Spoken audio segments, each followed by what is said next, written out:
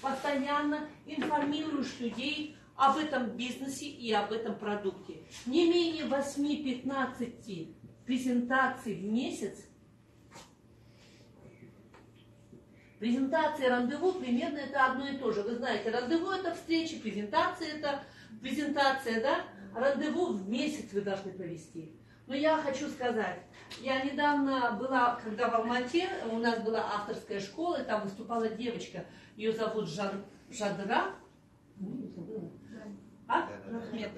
Ахметова, да. Она со мной вместе читала авторскую школу. Я думала, почему я с ней читаю? Ну, девочка казахскоязычная, молоденькая. А потом, когда я ее послушала, я поняла, почему. Потому что это я только 17 лет тому назад. Она 3 раза поднималась в Тиньши. И ей наставник говорил, твои первые 90 дней, ты не менее без алта, они казахскоязычная группа, без алта адамға күнде ақпарат беруің керек. Без алта адамға. То есть 18-15 презентаций. Это для того, чтобы не забыть, что вы в Тиньши. А так она проводила 5-6 встреч в день.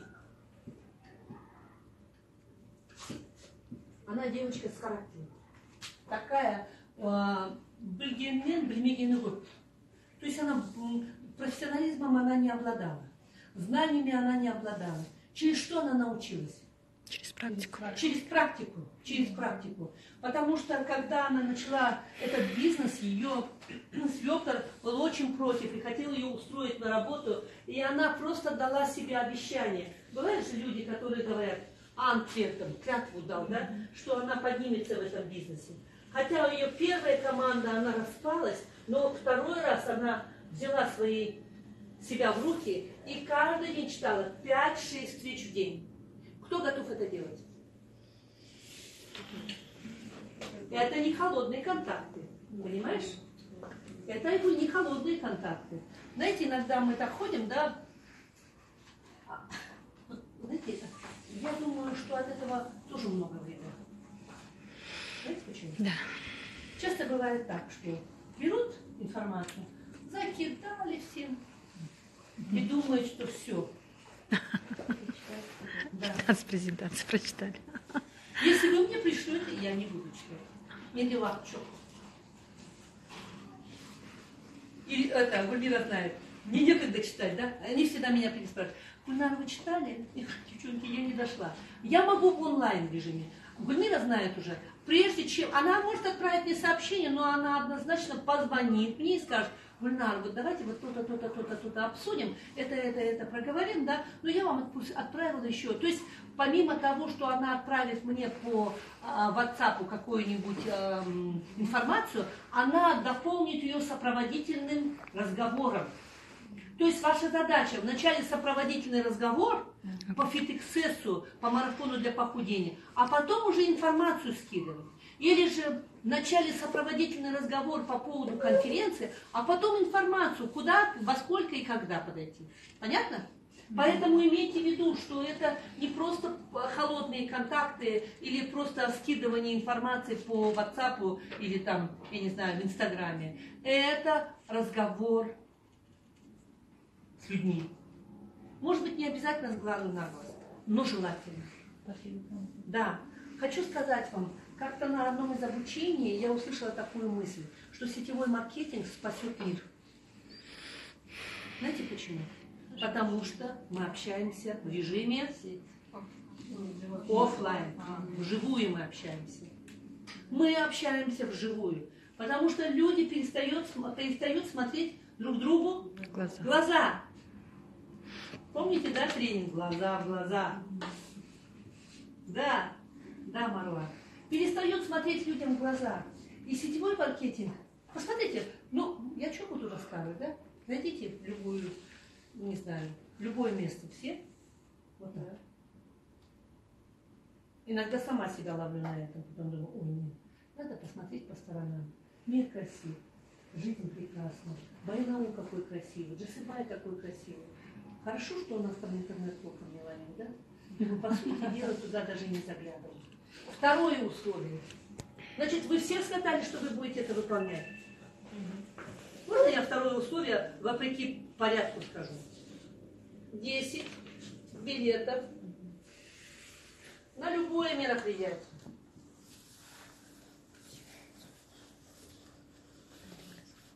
Так, распространять. Давайте я напишу вот правильно. Со слова распространять, а то будет думать, просто 10 билетов надо взять. Распространить.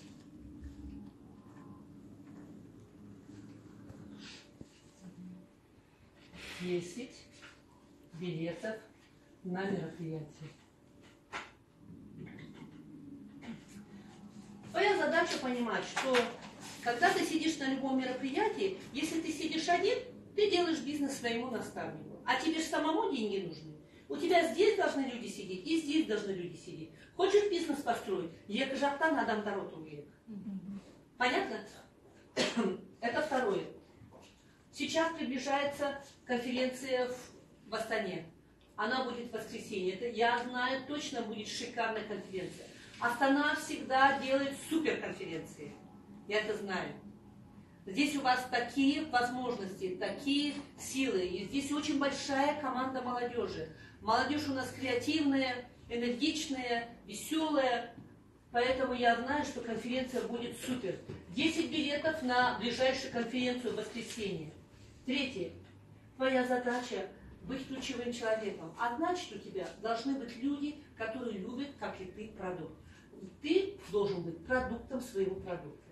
Я недавно услышала такую мысль. Мы должны знать, с каким продуктом работаем. Я понимаю, это тоже правильно. Но на самом деле мы ходячая реклама продукции. Понимаете? Мы ходячая реклама. Поэтому мы обязаны принимать продукцию. Это как минимум сколько наименований продукции? 3-5 продуктов в личном пользовании. В последнее время я очень полюбила аппарат наш. Скажите, пожалуйста, как он называется? Исиутун. Исиутун. Он у нас, знаете, такой шикарный аппарат. Вообще, в свое время мы очень много аппаратов купили с цеки, шелками, тютун, да, и так далее. Пояса для похудения, да. Мы особо не пользовались, потому что, ну, часто бывает. В этот раз я прям лично с собой возила. И каждый раз, когда что-то происходило, бывает же такое, да, я постоянно, вот здесь вот есть точка 100 болезней, да? Хэгу называется, да? Я вот сегодня, даже когда голодала, я сегодня вот прям прилегла и несколько минут делала массаж. Потом массаж лица делаю. Знаете, сразу лицо краснеет. Как только начинаешь делать массаж рук, вот прям, знаете, вот обратите внимание, у кого дома есть ютун? Насимапа, я знаю, что у вас есть, да? Вы делаете? Да. Пользуетесь? Да. Каждый день пользуетесь? Ну, не каждый день, но пользуюсь. Одной насадкой, правда. Одной насадкой пользуюсь. Я вот, знаете, вот этим скребком начала пользоваться. Потом вот этой вот колючей такой, кругляшочек колючий, да. Потом стала массаж лица делать. Вы знаете, правда, реально очень хороший. Очень хороший аппарат. Поэтому, ну, что касательно зубной пасты, нашего чая и так далее, я уже говорить не буду. Еще и фитиксес, да. Даже если вы элементарно будете пить чай, чиститься зубной пастой, какой-то будет у вас аппарат и будет у вас фитиксес, это уже однозначно вы являетесь потребителями своего продукта. Вот как сейчас Гульмира детский кальций пьешь. Что произошло? Детский кальций пьешь. Не простыла? Нет?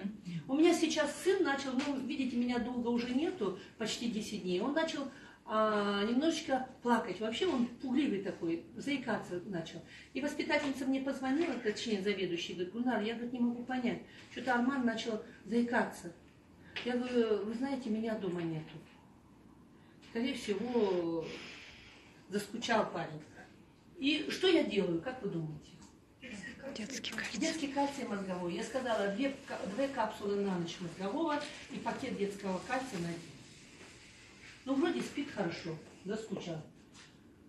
Хорошо, 3-е, 4-е. 4-е, что у нас? Читать 10 раз. Да, читать. Но я вам хочу сказать, не посты в интернете и не в WhatsApp видео. Читать книги. Книги. Знаете, я вам хочу сказать, такое посты и вот маленькие сообщения в WhatsApp, которые вы любите читать. Вы читаете из